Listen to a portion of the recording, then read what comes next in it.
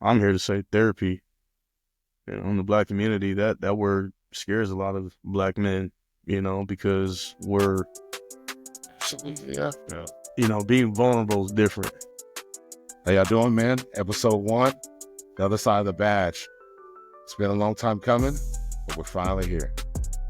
3 friends from, I don't know how long we've been friends, but we all met in high school. I met these 2 in high school. I think they met before that. And we're just here to discuss, life outside of the badge, the other part that people don't want to talk about. My name is Marcus Allen Gibson Sr. I'll let them introduce themselves. Sean Vengo. Jordan Schultz. Yeah, we're here to give you a point of view and a perspective from first responders that I think a lot of people in the world just don't understand or don't know. Obviously, you guys can see we're men of color. That's obvious. But I think sometimes we don't have a voice, or our voice is overlooked. Yeah. And me personally, I think some people just don't care about our voice. So this is our opportunity to share that voice. Yeah, I like that. Just creating that platform, that foundation, be able to just talk and discuss what's ever on the mind, being felt. Yep. Just life struggles day to day. Life be lifing. Yeah. Life be life. Life be lifing, man. Little bit of background on myself, born and raised in the city of Denver. So I think that gives us a different, unique perspective. Yeah. Well, That's all 3 of us. all 3. Born and raised, city of Denver. High school together. Different sides of Denver. Yeah. I was northeast Denver. Yeah. So, but We have to say all that. Yeah. I'm the east side, baby. I ain't gonna tell you. started in Park Hill, grew up in Park Hill, but you played for the Montbello Falcons. That's some turmoil. see, I played for Park Hill Falcons, so I was okay. That's So I played basketball on the east. I played for the real Falcons. Oh, that's so funny, man. The real Falcons. Real Falcons. Today, the real Falcons. It took me up until 30-some years old to realize why the Park Hill Pirates couldn't play the Montbello Falcons. Yep. And now you're like, oh, I get it. That's Junebug and those people. Yeah, I get it. But here we are, man. I mean, life be life. Life be life. What you want to go about?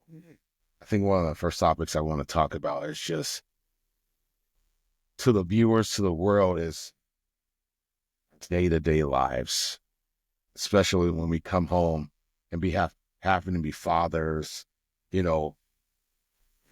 brothers, friends, his husbands, all that. I think as first responders,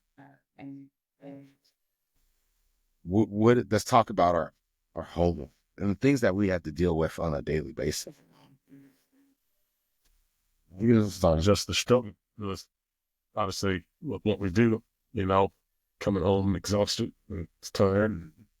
Yeah. Having to just come home and function and still do life. Yeah, like we talked about earlier, your job is to see people at their worst and solve their problems, right? And I think the biggest issue is learning to solve your own problem, not turning that switch off. And I think emotional intelligence or being emotionally available is not available when you are a first responder. I'm sure you guys can attest to it. The things we see, the things we do, smell.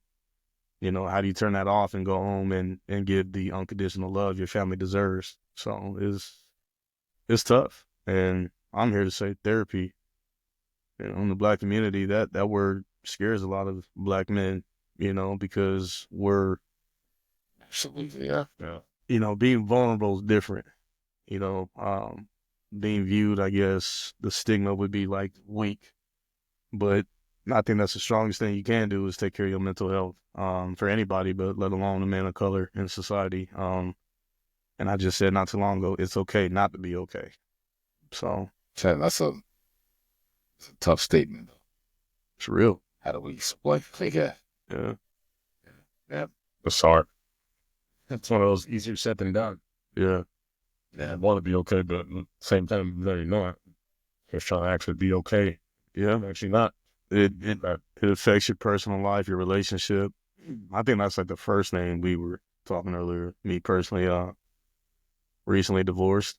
Don't wish that on my worst enemy, but taking accountability for that, I was not emotionally available. And it showed and it just spiraled out of control. So you got to look at the man in the mirror and see where you lack at, where you messed up at. And accountability is huge. So that's for anybody who's not a first responder, just a man on his grind and his hustle trying to provide for his family. You forget who you're doing it for. You just become this hamster on a wheel.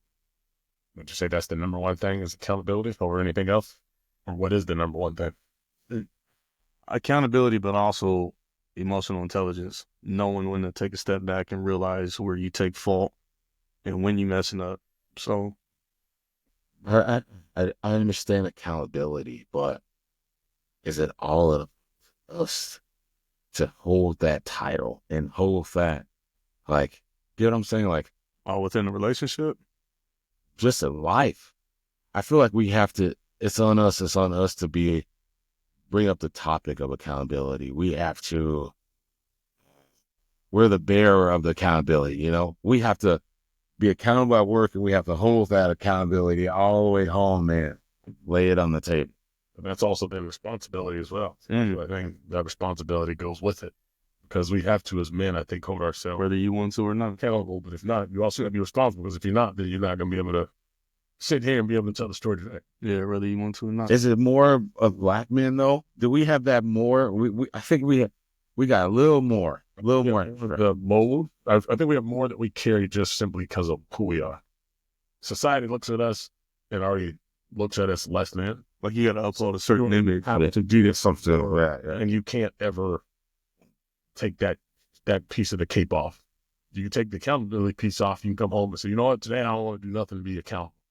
But responsible is like you got to still somewhat always hold that. Jeez. Even when you don't want to. But you have to. So I think those things still go just so hand in hand. I guess there's maybe not just one, but all those things.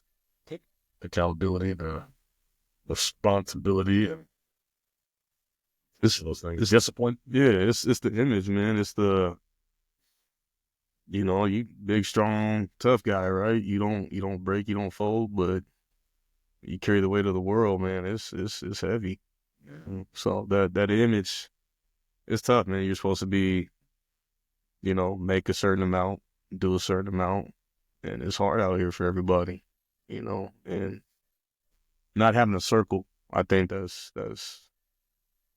tough. Like we talked about earlier, black men just being so hardened by, scared to tell your boys or another man, hey, I love you, man, without feeling some funny certain way. But you got to have some kind of outlet or release, decompress, I agree with that. I agree with just normalizing things, Yeah, normalize. You normalize that more than anything. Like that was the first time I ever heard it was a few years back. Yeah, and I learned because the job we do when we take on, like I said, we see people out there worse and we got to fix it. We know life and death. We see life and death. And it's like, how long do we go before, it's too late or you appreciate somebody while they're here? Like, it's old saying, don't show up in my services talking about how much you love me. Show me right here. Show me now. Don't wait till I'm gone. Yeah, don't wait till I'm gone. You know what I mean? This times it happens. That way. Yeah, like, that's huge right there. Me being married, coming home, I feel like I don't want to miss life. And then one of us is gone. I think I don't know what I would do, man. I don't know what I would do. Yeah, I think about that a lot. Like, damn, I don't want to live by the what ifs. You got to live in the now, man. Like, everything that happens, good and bad, you got to take it with a grain of salt. You woke up 10 toes down, now 6 feet, under. So, again, going back to divorce, that was tough. Like, mental health, that's huge. Having an outlet. Hell, Drumgo he stood behind me at the altar. You know what I mean? He was part of that group, so that took me to a world, dog. And everybody, yeah, everybody goes through it, man. But you got to find somebody, good and bad. You got to have somebody praise you while you're here, pick you up when you're down. A group of friends, something, brotherhood. Because, and that's something we got to teach the generation. Like your son, he's gonna grow up knowing what it's like to have a group of friends say, hey, love you, bro, love you too. That's going to be normal to him. You know what I mean? Just based off what he sees and what's going on. But the one big thing, I think it helps with you being a married one. It helps having that strong woman behind you. Yeah. More than anything. Oh, yeah. I think that's what every good man, you can tell there's a good, strong woman behind it. Yeah, the captain to run the ship. Yeah. Yeah. I think that's the one biggest thing that I do look forward to is that part of it, you know. Because you can do all these things, but I mean, you also need that partnership, but you also need that strong woman a strong partner to be behind you. Not just even woman, I mean, whatever it may be, just that strong. Let me ask you, what type of woman does it take to be with the first responder, let alone support a black man in this world? That's a two-part question. Exactly. Question, right? You gotta break that one down. Right. You gotta break that one down. So we'll let you come in. So we have two different perspectives coming from it. I'm married. Yeah. She's also in the medical field. So we kind of like connect on that. Like she understands what I go through and the gruesome stuff and all that. So it's like, okay. Yeah. And I could talk to her about all the gruesome stuff and she won't look at me like, she'd be like, damn, that's crazy. She would be like, okay, yeah, what'd you do? Like, okay. She's always like, did you handle it right? Mm-hmm. Part of that, like, it's missed is I'm a black man. I know that shit was tough, but damn, can I get a hug? I'm still going through, like, you know what I'm saying? It's real. That's just real shit. Like, yeah, like, I know. I was just like, all right, like, I had told you all the shit that goes Hey, my dad, make a shirt. Can I get a hug? I said, Can I get a hug? That's real. like, all right. I mean, she does a great job of she can calm me down if I'm having a bad day at work. But when I get home, it's, hey, I need you to settle right here with me, and I need you to. It's just big spoon, big little spoon. It's just it's a. We're all big men, but sometimes I just need a little hug, man. You know how the Mexicans hug the girls? Be like, come hug me. Yeah, bring it in. So that'll do. That's good. I think for me, I think that's the part where you do need that, be able to find that person that can support you through that, you know, that you can't come home and take that cape off and say, hey, you know what, that was a hard day. Right. Or, hey, you know what, especially in our profession, hey, I didn't get a lot of sleep last night, you know. Yeah. Last night, yeah.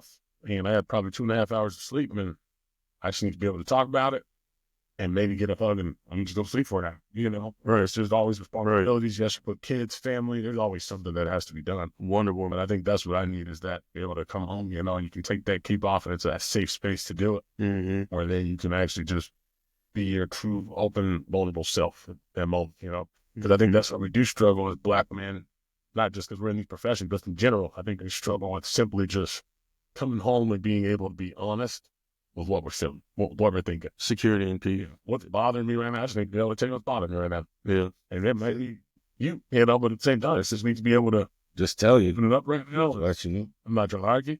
I want to throw in some reinforcement. Hey, I love you still. It's never going to be good, but this is what I said right now. It's a different type of woman, man. So, like, that's fine. Yeah, when you ain't text or calling in a few hours or, you know, the riots, you know, 15-hour shifts or you want a 24. And, you know, she ain't heard from me, but she looking at the news and the city's on fire and trying to figure out, you know, where is he at? Is he okay? And then you come home, hey, what's going on? Like, you're not wrong. You still got to acknowledge how her day was too, man. You know, and I think that's the biggest issue is we get so wrapped up in our worlds and your lady being your security blanket that you dump all that on her. So let alone she holding down the house, she holding down the kids, she got to go to work, do her thing too. And we're just like, cool, let me unpack this after your long day. You know, in order for me to sustain, you know, the lifestyle, the household, the income and all that as the breadwinner, let me throw this on you real quick. And that's, you know, I did that. I was very selfish, but it does take a different type of woman to, you know, like you said, you tossing and turning that night and you'll sleep from the terrors and she rub your back. You like, cool, not to sleep peacefully. Yeah. You know, it takes a different type of woman, but a lady like that, definitely, you got to give a shout out and flowers too. So that's much needed. Yeah. And definitely not easy. I mean, they're out there. It's just tough to. It is, man. A lot. Because like you said, at the same time, you also got to be willing to show up for her big dad. You got to be okay with knowing if, she's probably in her top of her spot, whatever she's doing, you got to still support, you know, because I think sometimes we get lost in things that's about just us. Right. But at the same time, I try to be aware, even just to simply ask how they're doing before I talk about myself. Straight up, that's straight up. Yeah. One thing I learned was she ain't asking for you to solve her problem, but she just want to be heard. You know what I mean? So, with that being said, with a segue, relationship advice, social media ain't working. And just to touch on top, like, yeah, I don't have no social. Yeah, I need to work on that. Oh, that much of it. Yeah, we're gonna do one tabletop that. That's it. I decided to, and am I the best at that? Sometimes I just be on my phone just cause too much. I'm a sports highlight fanatic. I'll watch the whole game on my phone and forget that 2 hours went by. So yeah, there's a lot of, I think, just electronic devices. You see my setup, man. I'll turn the game on and look up and it's like, oh shit, 2 o'clock. So there's a lot of just connecting that we do. And it's not perfect, but we're trying to just get back to the basics of connecting. And I think that's a great part of like relationship, just basic interaction, connection. Just Straight up, yeah. I like that. Yeah, it's never 50-50. It's not said it ever be said it, because it'll never be 50-50. Especially as a man, there's things more that you can do well, and vice versa. I mean, it's just what it is. Yeah. There's a little bit more caring and nurturing on their side. But it should never be 50-50. Yeah, never will. More should you ask to hope for it. You got to be willing to take on the 80-20, 90-10, whatever it is, man. But Might even be 100. It might even be 100. Circumstances, what's going on? Life happening, and maybe that. Yeah. What do we think is like his aspect? I want to bring that up. For me, that's a huge topic. I have a son. You two don't have sons as first responders. What are your thoughts on it? Don't have kids. I don't want to say sons. That'd be tight. We both all have 3 juniors. That'd be dope. It would. Yeah, it would. You already got to dope. It would. All I got for is healthy. It's healthy. It's healthy. Does that change it?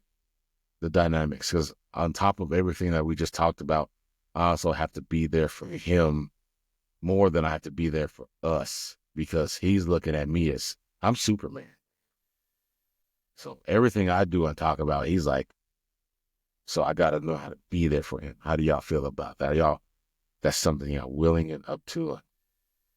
Yeah, I would say so. I think when I think about it, just all the interactions, it's to the point where, of course, I used to say I want this junior, but now, to be honest, I'd take all daughters to be perfectly content, healthy, more so. Of course, healthy, absolutely. But I think even just being able to share his side of what you know and what you've been through, and kind of even start at the young age of taking them, because I was growing up without a father figure, there's just so much you don't know or get to experience. But for me, it's like even getting to say, hey, you know what? Well, it'll take you out, this is what you need to expect, and this, just something like that. I don't know. I've always just felt like this profession has made me even more of a big softy, I guess you could say, especially when I took those kid calls or anything related. Yeah. Let me get the point. At this point, I'll take anything. Boy, girl, it's healthy, but I think more so I feel that's where I've been really seeing my heart get pulled at. Yeah. Daughters. I mean, as a man, I think, I've heard this from my father when I was young. It's every man's job to be better than his pops. Yeah. Regardless how good he was, right? Or if he never had one, it's your job to break generational curse, or it's your job to be there. Like you said, your son sees you in a different light. You can never dim that light. You can't have one slack, one moment. You got to be there 24/7, 365, including leap. So it's different, but again, we see the world in a different lens. So, you want to put this protective shield on, your child. And one day, like I would love to be a pops. We were joking. I'm going to put an application out there. Anybody want to show us? You get that show. I'm looking for a good suitor. No, I'm just kidding. That'd be wild. Kid, man. Drum's like, he crazy, man. Hey, yeah. A drum gonna show up and putting applications out. We come from good stuff. We're 6 foot athletic, we got good genetics, man. That'll be good hair, That'll be good. Nah, yeah. Like all jokes aside, man, it's I think it's something I'm excited for when that time comes. I can't rush it. Obviously I wanted to within my marriage. It just didn't happen. It is what it is. No fault to either side, but hey, life be life, and that's take it one day at a time. That's my motto, So when it happens, it happens. But I think the mindset of the job will change. You definitely don't want to be, on all the action at your job, knowing you got another person to go home to, and it's to the element. For me and my job, Definitely. I love it. You give me a call, there's a man with a weapon, man with a gun, hostage situation, whatever. I'm excited. Let's go handle this. But when you have little ones at the house, I see some of my friends, man. A good buddy of mine, he made the SWAT team, and it was always his dream to do it. And once he did, he loved it. But when he stopped and realized, man, you miss birthdays a little more, you miss those practices, or you miss the goodnight session, bedtime story with the kid, he's like, man, is it really worth it? So he stepped down away from it. And I tip my hat to him all the way. Yeah. It's deep. Yeah. Give up your dream for, love of your children. Yeah, their dreams are bigger, so. It's one of the reasons why I joined the veteran. I was missing everything with him, man. And that was hurting me. And I was like, that's just can't do that. I was missing it all. I had to say, not Marcus Jr., so I definitely emphasize that and put a big emphasis on like, I'm being there every step of the way. Whatever you need, son. God, though, man, it's expensive, but it is what it is. If I got to work some more, son, it is what it is, man. We travel the world for this man, so for the powers may be, I only got one, so rat, you spoiled little. That's your fault, right? Yeah, that's your doing. That's your fault. That's a good thing, though. That's a great thing. That's just being around, good mother. Yeah, man. Can't ask for much more than that. This kid got to the point where he's expecting shoes now. It's just something. It's just like, oh man, look, you see them there? Okay. He don't know that the K-Swiss was buy one get one. He had a black pair and a white pair. Yeah, I wore the K-Swisses, man. Everybody did. Everybody, that's why he laughing over it. Everybody did. K-Swiss. Oh, My sons. Hey, my K-Swiss, man. She get all black, all white. Buy one get one. Yeah, them different times, man.